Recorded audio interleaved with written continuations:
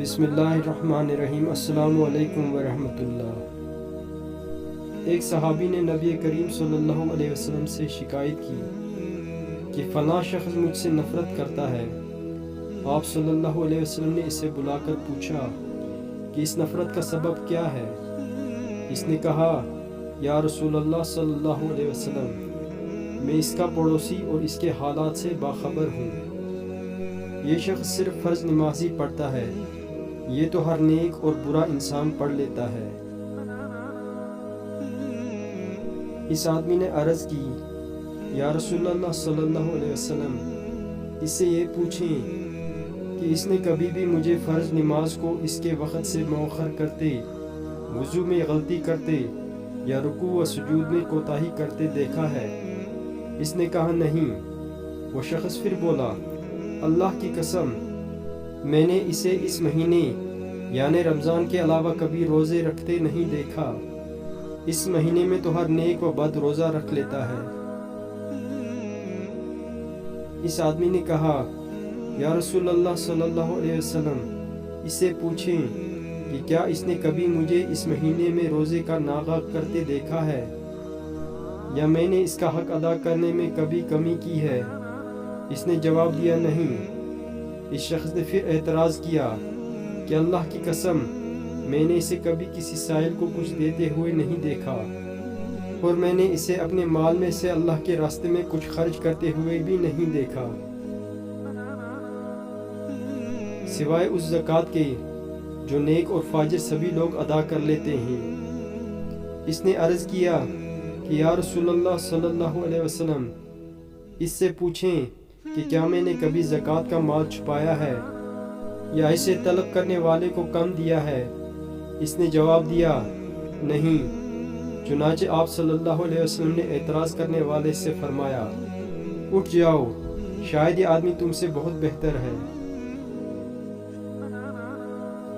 حدیث شریف میں ہے کہ جب اللہ تعالیٰ نے زمین کو پیدا فرمایا تو زمین ہلنے لگی، تو اللہ تعالیٰ نے پہاڑوں کو پیدا فرمایا اور ان پہاڑوں سے زمین کا ہلنا بند ہو گیا۔ تو پہاڑوں کی مضبوطی اور طاقت سے تعجب کرتے ہوئے فرشتوں نے کہا کہ اے ہمارے پروردگار، تیری مخلوق میں پہاڑوں سے بھی بڑھ کر کوئی طاقتور چیز ہے؟ تو اللہ تعالیٰ نے فرمایا کہ ہاں، لوہا پہاڑوں سے بھی بڑھ کر طاقتور ہے۔ تو فرشتوں نے کہا کہ اے ہمارے پروردگار، کیا لوہے سے بھی بڑھ کر طاقتور کوئی چیز ہے؟ تو فرمایا ہاں، آگ لوہے سے بھی زیادہ طاقتور ہے۔ تو پھر فرشتوں نے کہا کہ اے ہمارے پروردگار، کیا آگ سے بھی زیادہ کوئی طاقتور ہے؟ تو فرمایا ہاں، پانی آگ سے بھی زیادہ طاقتور ہے۔ پھر فرشتوں نے کہا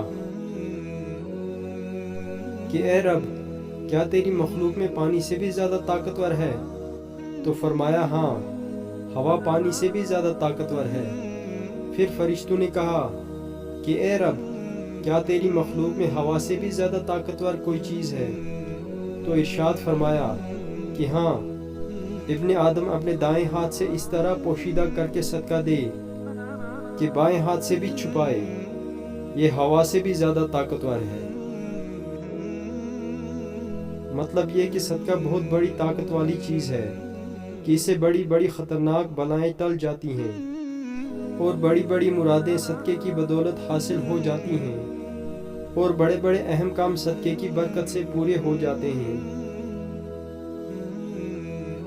رسول اللہ صلی اللہ علیہ وسلم نے ارشاد فرمایا، جنت کے دروازے پیر اور جمعرات کے دن کھولے جاتے ہیں، اور ہر اس شخص کی مغفرت کر دی جاتی ہے جو اللہ تعالیٰ کے ساتھ کسی کو شریک نہ ٹھہراتا ہو، سوائے اس شخص کے جو اپنے بھائی سے کینہ و عداوت رکھتا ہو، ایسے شخص کی مغفرت نہیں ہوتی۔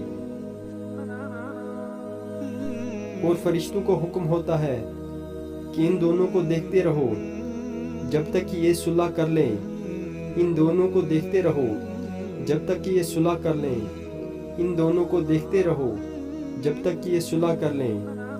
اگر وہ دل صاف اور صلح کر لیتے ہیں تو مغفرت کر دی جاتی ہے، ورنہ نہیں۔ ایک بدصورت شخص حضور صلی اللہ علیہ وسلم کی خدمت میں حاضر ہوا اور اس کی بیوی نہایت حسین تھی۔ آپ صلی اللہ علیہ وسلم نے اس شخص سے پوچھا کہ تیری بیوی تیرے ساتھ کیسا برتاؤ کرتی ہے؟ اس نے کہا کہ میری بیوی بہت قدر کرتی ہے اور میری بلا اجازت گھر سے باہر نہیں نکلتی، اپنے حسن و جمال کا لحاظ نہیں، میری خدمت کا خیال کرتی ہے۔ یہ سن کر آپ صلی اللہ علیہ وسلم نے فرمایا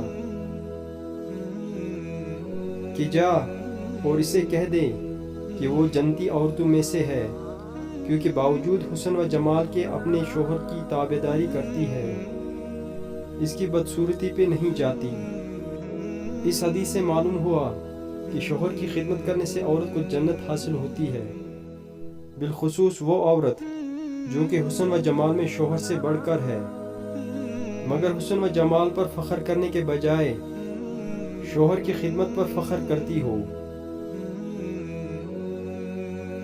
3 قسم کے آدمیوں سے اللہ محبت کرتا ہے۔ سیدنا ابو درداء رضی اللہ تعالی عنہ سے روایت ہے، نبی صلی اللہ علیہ وسلم نے فرمایا، اللہ تعالیٰ 3 قسم کے آدمیوں سے محبت کرتا ہے، ان پر ہنستا ہے اور ان سے خوش ہوتا ہے۔